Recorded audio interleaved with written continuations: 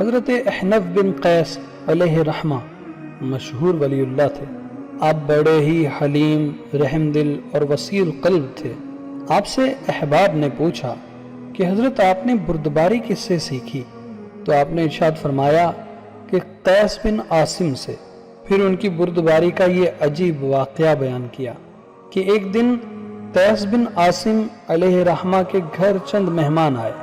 مہمان نوازی کے لیے آپ نے بکری کا بچہ مسلم بھنوایا۔ آپ کی کنیز بکری کا مسلم بھنا ہوا بچہ اٹھا کر لا رہی تھی کہ اتفاقاً اسے ٹھوکر لگی۔ بکری کا بھنا ہوا بچہ قیس بن عاصم کے کمسن بیٹے پر گرا جو وہیں کھیل رہا تھا۔ آپ کا بیٹا اس حادثے کی تاب نہ لا کر فوت ہو گیا۔ کنیز خوف اور صدمے کے مارے چیخیں مار کر بے ہوش ہو گئی۔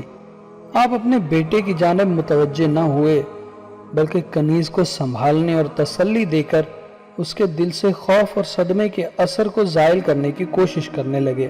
بار بار یہ فرماتے تھے کہ اے اللہ کی بندی، تیری کوئی غلطی نہیں، تو کچھ خوف نہ کر، مجھے تجھ سے کوئی رنج نہیں۔ جب کنیز کو ہوش آیا تو آپ نے فرمایا کہ میں نے تجھے اللہ کے لیے آزاد کیا، آج سے تو آزاد ہے۔